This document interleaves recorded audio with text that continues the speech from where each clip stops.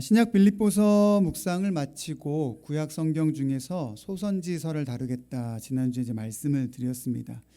저희가 소선지서 중에서 학개, 스가랴, 말라기 이 세 권의 책을 함께 다루려고 하는데요. 그런데 오늘은 우리가 이 에스라 말씀을 함께 읽었습니다. 소선지서, 학개, 스가랴, 말라기를 한다고 해놓고 왜 오늘 이제 에스라 말씀이냐 하면, 이 학개, 스가랴, 말라기를 묵상하기 전에 이 역사적인 배경을 우리가 조금 이해하기 위해서는 이 에스라의 이야기를 좀 다룰 필요가 있겠다 생각을 해서 오늘은 이 에스라의 말씀을 나누려고 합니다. 오늘의 설교는 한 3분의 1 정도는 좀 공부를 해야 되기 때문에 조금 괴로우실 수 있지만 마음을 굳게 먹으시고 성경이 이런 구조로 되어 있구나 함께 생각해 볼 수 있었으면 좋겠습니다. 소선지서 중에 학개, 스가랴, 말라기로 범위를 정한 이유는 이 책들이 포로기 이후에, 그러니까 이스라엘 역사 중에 포로기 이후에 활동했던 선지자들의 기록이기 때문입니다. 그러니까 일단은 이 학개, 스가랴, 말라기가 같은 시대의 사람들이라는 거예요. 그리고 이 세 권의 책은 구약의 마지막 책임과 동시에 구약의 역사에서 마지막 단계라고 할 수 있는 포로기 이후의 그 시대의 책들입니다. 이제 공부를 하겠다고 잠깐 말씀드렸는데, 이제 구약의 역사를 대략 7단계로 이제 구분을 합니다. 성경을 읽는데도 도움이 되기 때문에 여러분들이 성경이 이런 역사로 기록되어 있구나 그렇게 하는 마음으로 잠깐 보시면 좋겠는데요. 첫 번째 그 단계는 창조와 족장 시대입니다. 우리가 잘 알고 있는 아브라함과 이삭, 야곱 그리고 요셉으로 이어지는 그런 족장의 시대이고요. 창세기가 이 부분에 해당을 합니다. 그리고 두 번째 시대는 출애굽과 광야의 시대인데요. 모세를 중심으로 역사가 흘러가고 애굽의 노예 상태에서 하나님의 권능으로 탈출을 하게 되고 40년간 광야 생활을 하는 기록이 있는 출애굽기가 이 부분에 해당하게 되겠습니다. 그리고 세 번째 시대는 가나안 정복과 사사 시대인데요. 성경으로는 여호수아 그리고 사사기가 이 시대에 해당합니다. 지금의 정치 체제로 좀 설명을 해보자면 중앙 집권 정부가 없는 12지파가 연합하고 있는 그런 형태로 국가가 존재하던 시대였습니다. 하나님께서 약속하신 가나안 땅을 정복하고 이 12지파가 분배를 했지만 이후에 이 이스라엘의 역사가 반복적으로 타락을 하고 또 회개하고 또 돌아오게 되는 이런 역사가 이어지는 사사시대를 보내게 됩니다. 그리고 네 번째, 다섯 번째 시대가 왕국시대인데, 이 왕국시대는 두 부분으로 나눠서 통일왕국시대와 또 분열왕국시대로 이렇게 나누게 됩니다. 이스라엘의 역사에서 이 왕국시대가 되기 전에는 사실 하나님이 이 이스라엘 민족을 직접 다스리시는 그런 신정 통치의 시대였다라고 한다면, 이 왕정 시대부터는 인간 왕이 나라에 세워지는 그런 시대였습니다. 먼저 네 번째 시대인 이 통일왕국 시대에는 이스라엘의 첫 번째 왕인 사울과 다윗과 솔로몬의 시대이고요. 어떻게 보면 이 왕권의 시대에서 가장 강력한 시대를 보냈던 그런 때라고 볼 수 있습니다. 성경으로는 사무엘 상하 그리고 열왕기상의 일부가 이 시대에 해당을 합니다. 그리고 다섯 번째 시대인 분열왕국 시대는 지금 우리 남광교회 그 공동체 성경 읽기가 이 부분을 읽고 있는데요. 열왕기 상하 그리고 역대 상하가 이 부분에 해당을 합니다. 이제 말 그대로 이스라엘 왕국이 이제 두 나라로 분열된 그러한 시대인데요. 유다와 베냐민 지파가, 이 두 지파가 남유다로 세워지고 그다음 나머지 10지파가 북이스라엘로 두 왕국으로 분열된 시기입니다. 그런데 이 분열된 왕국 시대부터는 우상 숭배와 도덕적 타락이 이 왕국 가운데 계속 이어지고, 이 북이스라엘은 주전 722년에 그리고 남유다는 586년에 망하게 되는 이야기가 쭉 기록이 되어 있습니다. 그리고 여섯 번째 시대가 포로 시대이고요. 사실 이제 포로 시대라고 하면 엄밀히 말하면 남유다의 포로 시대입니다. 그러니까 북이스라엘은 어떻게 됐느냐? 북이스라엘은 사실 성경의 역사 속에서 사라져 버리게 됩니다. 물론 이제 신약 시대에 보면 사마리아인이라는 그런 사람들이 남게 되는데 이제 이 사람들이 북이스라엘에서 남겨졌다가 이방인들과 이제 혼혈이 된 그런 사람들이에요. 그래서 공식적으로는 북이스라엘은 독립된 역사로는 이제 종지부를 찍고 역사 속에서 사라지게 됩니다. 그래서 포로 시대다라고 하는 것은 남유다의 포로 시대를 말하는 것입니다. 그래서 그렇게 기억하시면 되고요. 성경에서는 이제 역사를 기록한 책으로는 이 포로 시대의 책은 따로 없고 선지서 중에 에스겔, 다니엘 이 책이 포로 시대를 배경으로 한 책이다. 그렇게 알고 계시면 되겠습니다.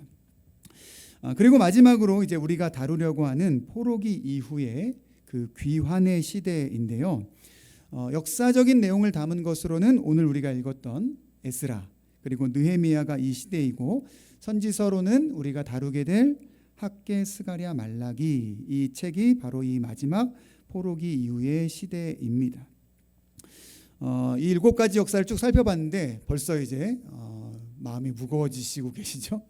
다 잊어버리셔도 되고 우리가 이제부터 다룰 역사가 어느 때의 역사냐면 이 마지막 시대인 구약의 마지막 시대인 귀환의 시대를 다루고 있다는 것만 여러분들이 기억하시면 되는데 이 귀환의 시대에는 이스라엘이 무너진 성벽을 그리고 성전을 건축하는 일이 핵심이었습니다. 앞에도 언급했듯이 이 포로기 이후의 시대 그리고 이 포로기 이후 귀환의 시대는 이스라엘의 그 구약의 역사에서 마지막 단계에 해당합니다. 여러분 사람들이 영화를 보거나 소설을 읽거나 어떤 이야기를 들을 때 이 엔딩을 굉장히 중요하게 여기죠. 그래서 영화를 먼저 본 사람들과 만나서 이야기를 할 때 절대 결말에 대해서는 얘기하지 말아라. 왜요? 결말이 중요하니까. 누가 나오고 어떤 이야기를 설명해 주는 것은 괜찮지만 결말은 굉장히 중요하기 때문에 사람들이 결말에 대해서는 절대 이야기하지 말라 이렇게 이야기합니다. 사실 이야기나 영화들을 보면 참 다양한 스타일의 이 엔딩이 있어요. 요즘 영화들에 보면 그냥 우리가 일반적으로 뭔가 이야기가 딱 끝나는 그런 결말도 있지만 왠지 이야기가 끝나지 않는 이제 우리 소위 말하는 뭐 열린 결말이라고 그래서 그런 엔딩의 이야기들도 많이 있습니다. 그런데 대부분의 사람들은 이야기가 즐겁게 끝나는 것을 좋아하죠. 우리가 소위 말하는 이제 해피 엔딩. 험난한 전쟁과 여정을 다 끝내고 결국 고향으로 잘 돌아왔다. 이런 이야기들에 사람들은 안정감을 느낍니다. 이 학개, 스가랴, 말라기가 구약의 결말과 같은 이야기라 그랬는데요. 그러면 구약의 결말은 어떤 결말로 끝날까? 사실 구약 성경의 이 결말은 우리가 일반적으로 생각하는 깔끔한 엔딩이라고 볼 수는 없습니다. 그리고 일단은 해피 엔딩은 아니에요. 왜냐하면 이 구약의 결말에 보면 성전과 성벽을 재건하는 이야기가 나오기는 하지만 백성들의 내면은 끊임없이 무너지고 실패하는 역사가 반복이 됩니다. 그러면 실패하고 무너지는 역사가 반복이 되니까 구약의 결말은 새드 엔딩이냐? 그렇게만 볼 수도 없습니다. 왜냐하면 무너졌던 성전 그리고 성벽이 재건되는 역사가 있었기 때문이에요. 다만 건물과 성벽이 완공되었다 할지라도 죄로 인해서 무너지는 사람들의 한계를 보게 된 것이죠. 그리고 하나님은 이 자리에서 하나님의 백성들로 하여금 참된 성전을 바라보게 하시고 참된 구원자를 소망하게 하셨습니다. 그래서 구약의 엔딩은 해피 엔딩이라고 말할 수도 없고 새드 엔딩이라고 말할 수도 없지만 구약의 엔딩은 소망의 엔딩이라 이렇게 우리가 말할 수 있습니다. 온전한 왕으로 오실 예수 그리스도를 소망하고 재건 그리고 리빌딩의 사역을 이어갈 것을 다짐케 하는 소망과 결단의 엔딩이라 그렇게 할 수 있습니다. 여러분 제가 왜 이 구약의 엔딩을 여러분과 함께 나누려고 하는지 느낌이 오십니까? 지금 우리 남광 공동체가 놓여진 상황이 그리고 우리 남관 공동체가 이어가야 할 이 사명이 이 구약의 엔딩과 비슷하기 때문입니다. 우리는 지금 이 땅에 살면서 다시 오실 예수님을 소망하고 기대하며 살아가고 있습니다. 그리고 주님이 다시 오시는 그날까지 우리는 재건의 사역을 감당해야 합니다. 무너진 우리의 삶과 그리고 신앙 공동체를 일으키는 이 리빌딩의 사역을 우리는 멈추지 않고 완수하며 나아가야 합니다. 우리가 이 구약의 세 권의 책을 읽으면서 묵상하면서 이 구약의 엔딩을 이야기를 통해서 우리가 지금 해야 할 일이 무엇인가를 깨닫기를 원합니다. 우리가 어떤 일에 성공하고 또 어떤 것에 넘어질 수 있는지 우리는 알게 되어야 합니다. 하나님이 우리에게 원하시는 것이 무엇인가? 그리고 우리는 무엇을 소망하고 어떻게 우리는 이 재건의 사역을 감당해 나가야 할지를 이 말씀을 통해 우리는 깨달아야 할 줄 믿습니다. 오늘부터 시작하는 이 소선지서 포로기 이후의 이 귀환의 시대의 역사를 통해서 우리를 향한 하나님의 부르심을 온전히 깨닫고 발견할 수 있는 우리 모든 남광의 성도님들 되시기를 주님의 이름으로 축복합니다. 오늘은 그래서 이 역사적인 배경을 깨닫기 위해서 에스라 1장 말씀을 통해 포로 생활에서 귀환을 시작하게 되는 그 이야기를 함께 살펴보겠습니다. 또 한 가지 잠깐 짚고 넘어가야 되는 게 있는데요. 앞에 제가 설명드렸듯이 이 포로에서 돌아오는 백성들은 어디 백성들이라고 그랬습니까? 어디 백성이요? 남유다 백성이요. 다시 한번요. 포로에서 돌아오는 백성들은 어떤 백성들이라고요? 남유다 백성들이었습니다. 감사합니다. 그게 말씀해 주셔서. 북이스라엘은 역사 속에서 사라졌습니다. 그런데 이 포로기 이후에 그 민족을 지칭할 때도 보면 성경의 기록에도 보면 유다 백성이라는 말도 쓰지만 사실 이스라엘이라는 말을 계속해서 씁니다. 남유다 백성들이 돌아왔지만 에스라서에도 마찬가지고 느헤미야서에도 마찬가지고 돌아온 남유다 사람들을 말할 때 부를 때 이스라엘이라는 표현을 써요. 근데 이것은 북이스라엘을 말하는 것은 아니고요. 이스라엘 12지파 중에 유다와 베냐민 두 지파만 남았지만 이 두 지파가 이스라엘을 대표해서 하나님의 구원의 역사를 이어받았다라는 의미로 계속해서 이 이스라엘이라는 표현을 사용합니다.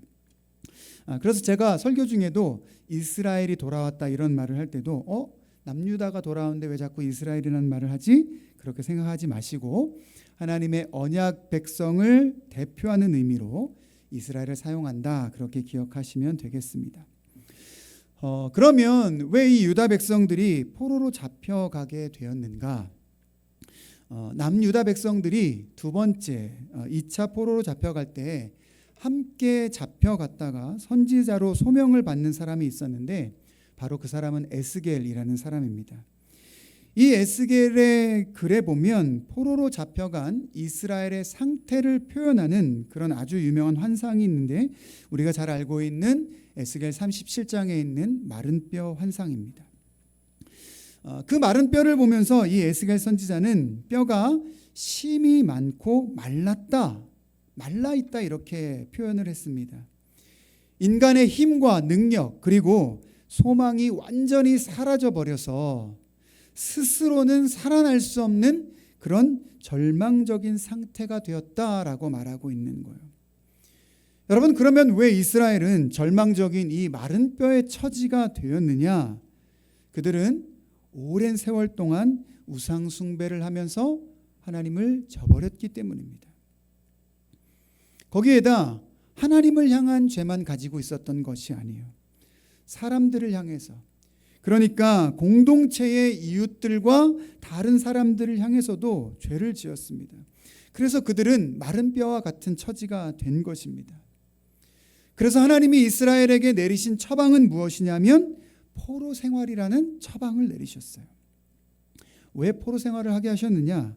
그들이 죄의 지배 아래 억눌려 있다라는 것을 하나님은 이 포로 생활을 통해 보이신 것입니다. 여러분, 그런데 생각해 보면 이 마른 뼈의 모습이 옛 이스라엘 사람들의 문제만은 아니라는 것을 우리는 깨닫게 됩니다.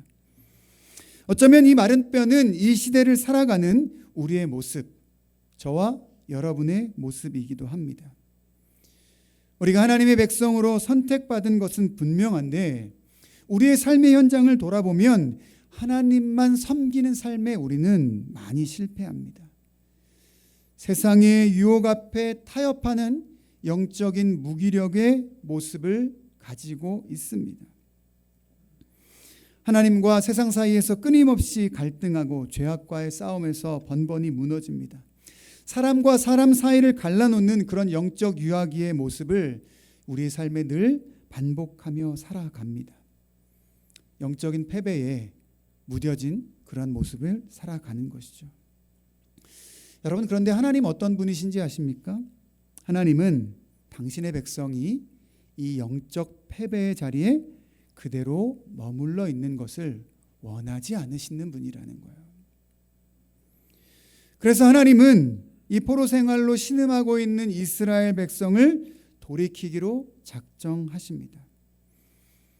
절망의 마른 뼈와 같은 그들을 향해서 귀환의 길을 열어주시고 회복의 길을 열어주시고 리빌딩의 사명의 길을 그들 앞에 열어주셨습니다. 그리고 하나님은 그 길을 지금 이 시대 우리 앞에도 동일하게 열어주시는 줄 믿습니다. 오늘 우리가 함께 읽었던 본문 에스라 1장 1절은 이렇게 시작합니다. 바사왕 고레스 원년에 여호와께서 예레미야의 입을 통하여 하신 말씀을 이루게 하시려고, 이렇게 기록되어 있습니다. 예레미야의 입을 통하여 하신 말씀을 이루려고 이스라엘 백성이 재건의 역사를 시작할 수 있었던 이유, 아니 그들이 이 리빌딩의 역사를 써야만 했던 그 이유는 단 한 가지입니다. 무엇이냐면 말씀하신 바를 이루시는 신실하신 하나님이 계셨기 때문이에요. 여러분, 하나님은 이전부터 예레미야를 통해서 말씀하시고 선포하셨습니다. 예레미야 25장 11절에 보면 이 민족들은 70년 동안 바벨론의 왕을 섬길 것이다, 이미 말씀하셨습니다. 포로 생활을 하게 되겠지만 예레미야 29장 10절에 보면 70년이 차면 내가 너희를 돌보고 나의 선한 말을 너희에게 성취하여 너희를 이곳으로 돌아오게 하리라. 반드시 돌아오게 하시겠다고 이미 약속하고 계획하셨다는 거예요. 여러분, 이스라엘에게 있었던 이 포로 생활과 오늘 본문 에스라 1장에 있는 귀환의 역사의 시작은 그냥 우연히 일어난 일이 아니라는 것입니다. 하나님이 준비하시고 계획하신 일이었다는 거예요. 이스라엘을 향하신 하나님의 마음은 늘 한결같았습니다. 인간의 눈으로 볼 때는 마른 뼈가 되어서 바벨론의 지배 아래 소망이 끊어진 것처럼 보여졌지만 하나님은 당신의 백성을 한 번도 잊지 않으셨다라는 것입니다. 여러분, 이 약속이 언제부터 시작된 것이냐? 다윗이 왕으로 세워졌을 때 하나님은 다윗과 그 민족을 향해 약속하셨습니다. 사무엘하 7장 16절에 보면 이렇게 기록이 되어 있는데요. 내 집과 내 나라가 내 앞에서 영원히 보존되고 내 왕위가 영원히 견고하리라. 하나님이 세우신 왕, 그리고 하나님이 세우신 그 왕국이 무너지지 않을 것이다 약속하셨어요. 하나님의 이 약속은 가벼운 약속이 아니었습니다. 사람의 죄나 상황에 따라서 변하는 약속이 아니었습니다. 하나님은 한 번 택한 백성은 결코 포기하지 않으신다, 이 약속을 통해서 말씀해 주셨습니다. 사랑하는 남광의 성도 여러분, 한 번 택하신 백성은 포기하지 않으시는 이 사랑과 은혜가 우리에게도 동일함을 믿습니다. 여러분, 하나님은 사람을 택하실 때 어떤 능력이나 조건, 자격에 근거해서 택하시는 것이 아닙니다. 하나님의 기쁘신 뜻에 따라서, 하나님의 절대적인 주권에 따라서 일방적으로 우리에게 주어집니다.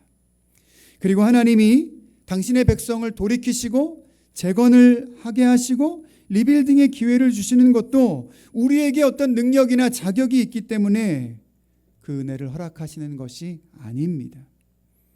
한 번 품으신 사랑, 한 번 말씀하신 그 약속을 변치 않고 지키시는 하나님이시기 때문에 우리에게 그 은혜를 주시는 줄 믿습니다. 여러분, 왜 우리가 우리의 삶과 공동체를 새롭게 세워가는 이 사명을 위해 왜 힘을 내고 애를 써야 합니까? 하나님이 저와 여러분을 포기하지 않으시기 때문입니다. 우리 공동체를 포기하지 않으시기 때문입니다. 하나님이 우리를 포기하지 않으시는데 우리 자신이 스스로 포기하는 것이 말이 됩니까? 하나님이 마른 뼈와 같은 우리를 다시 일으켜 세우시겠다고 말씀하시는데 절망의 자리에서 탄식만 하고 있어야 하겠습니까? 우리의 창조주, 우리의 주인, 참된 왕이신 하나님께서 이 일을 온전히 이루어 가실 줄 믿습니다. 제가 남광교회에서 이제 본격적으로 사역을 시작한 지 6번째 달을 맞이하고 있습니다. 짧으면 짧은 시간이고 또 마냥 짧지만은 않은, 길다면 긴 시간이라 할 수 있습니다. 저를 보는 사람들이 종종 저를 향해서 단단해 보인다, 스스로 이렇게 말하니까 굉장히 부끄럽네요. 단단해 보인다, 혹은 크게 흔들림이 없어 보인다, 이런 말을 저에게 하곤 합니다. 정말 그래 보이는지는 모르겠습니다. 사람들이 듣기 좋으라고 하는 말인데 스스로 착각하고 있는 건 아닌가, 그런 생각을 하기도 하고요. 아마 이제 목회자이고 새로운 사명을 감당하고 있기에 격려 차원에서 저에게 그런 말을 하시는 것이 아닌가, 그런 생각도 하게 됩니다. 보이는 것은 그렇게 보일지 몰라도 목회자도 인간인지라 끊임없이 흔들리고 많은 고민들을 합니다. 다시 복음의 빛을 밝히는 교회를 외치며 교회를 리빌딩하는 이 사명을 달려가고는 있지만 문득문득 마음속에 두려움과 많은 흔들림이 찾아올 때가 있습니다. 하나님이 나에게 사명을 주셔서 이 길을 걸어가는데 잘 되고 있는 건가? 5달이 지나고 6번째 달이 지나고 있는데 하나님의 사명이 제대로 이루어지고 있는 건가? 우리의 공동체가 건강하게 잘 세워지고 있기는 한 건가? 이런 마음이 들면서 작은 파도에 마음과 생각이 마구 흔들릴 때가 있습니다. 어쩌면 오늘 이 말씀을 함께 나누게 하신 것도 먼저는 목회자인 저에게 말씀하시기 위해서 하신 것이 아닌가 하는 그런 생각을 가지게 됩니다. 내가 남광 공동체를 이 성남 땅에 세웠다. 그리고 이 교회를 세상 끝날까지 보존되고 견고히 서게 할 것이다.